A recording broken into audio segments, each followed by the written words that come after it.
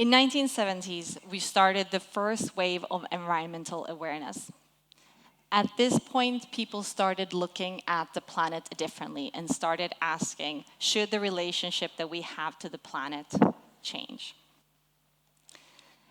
And then in the early 2000s, with the dot-com boom was in full swing, clean tech emerged. We saw VC started investing in things like solar, batteries, and wind turbines. These were generally really capital-intensive, high-infrastructure businesses that didn't necessarily fit into the VC model. And then we all know what happened. The clean tech crash came, 2008 and to 2012. People saw poor returns in their investments. Optimism started to fade. Chinese manufacturing was cheaper, better, and faster, and we just couldn't compete with that. People started to look at climate as something that was high risk and highly capital intensive. And for much of the rest of that decade, very little investment went into that area. But then something shifted. 2019, we started seeing climate tech emerge as a trend. By 2020, this had become the hottest growing VC sector. Climate tech grew 3 times faster than AI ever had, 5 times faster than any other investment area. And between 2020 and 2024, $345 billion were put into climate tech. But this time, climate was different. It was not the same vertical. It was not clean tech anymore. Climate tech was horizontal. It was a new investment area with a lens that you look at the world with. So it was things like climate fintech. It was transport, but not just EVs and biofuels. It was also optimized route mapping. It was better optimization of how to charge your car. It was also environmental data, nature intelligence, risk, and resilience.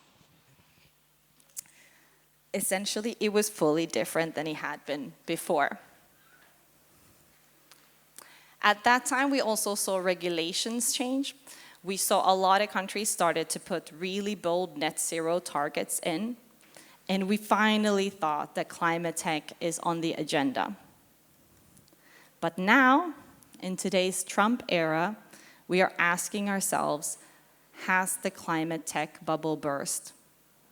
Or is it bursting right now? How did we get here so soon after? Let's be honest, some mistakes have been made. There's been a lot of hype. Sky-high valuations have made returns very, very difficult in this space. Now, it's not impossible, and it's early to say, but the outlook isn't amazing. A lot of solutions we have are still highly capital intensive. They need a lot more time to mature, and yet people are investing in them through the same vehicles that we have before. Maybe it'll work better this time, but it's too early to tell. There are too many players out there. There's too little focus. Not everything fits into the VC model, and that's okay. But it is far from over, because these solutions are not just another tech trend. This is critical to human survival. I do believe that we will see profits and good returns here as well, but the impact also matters. Let's look at the world where it actually is today. 75% of our soil health has already degraded. In 2080, when my daughter is just 60 years old, we're looking at whole global food system collapsing. In India, that could happen in just 15 to 20 years unless we move to more restorative and regenerative farming practices. Fresh water is running out as well. Just 25 years from now, we're looking at global water scarcity. And then let's look at energy. Now, in Europe alone, in 2022, with the Russian invasion of Ukraine, we saw natural gas supply halted. Now, obviously, this sent whole Europe in a frenzy, trying to figure out what to do with energy prices, oil prices going up, having to diversify our electricity very, very fast. Now, this is not just climate, this is defense. Just a month ago, we saw Portugal and Spain going into a complete blackout. This was the biggest energy failure in European history. Reasons still remain unclear, but we do know that our infrastructure is aging. We do know that our grid is not as resilient as it should be. It is too centralized and it is too exposed. So it is not just defense, it's also resilience. These are arguably some of the biggest humanitarian challenges that we are facing today. So we will need to put money into these solutions for economic, strategic, regulatory, but also for moral reasons, because we have no choice. I believe this momentum is not just accelerating. It's not just continuing. I believe it is accelerating. We'll need $200 trillion to actually hit net zero by 2050. That is a massive economic shift. But in order to do that, we also need a new language. We need a new story. Terms like climate, green tech, clean tech, even environment are really politicized. In this polarized world, these kind of words can shut down any conversation. And today also feels like it's just scientists, it's just intellectuals that get to be part of this story.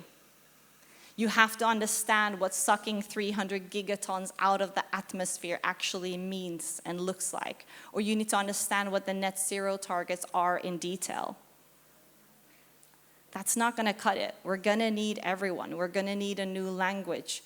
We need the feelers. We need the artists. We need humanities. There are things that unite us all. No matter who you vote for, you're most likely going to care about preserving nature. You're going to want to drink fresh water, and you're going to need clean air.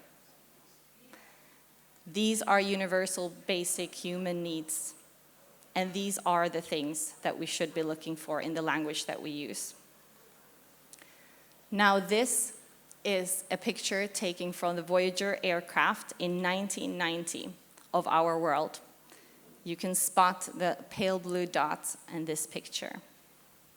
Now, this speech was written in 1994 by Carl Sagan, but to me, this type of language that actually unites us is a lot more helpful than what we're seeing today in these type of conversations. So I'm going to end by just reading a part of this speech. Look again at that dot. That's here, that's home, that's us. On it, everyone you love, everyone you know, everyone you ever heard of. Every human being who ever was lived out their lives. It has been said that astronomy is humbling and character-building experience. There is perhaps no better demonstration of the folly on human conceits than this distant image of our tiny world.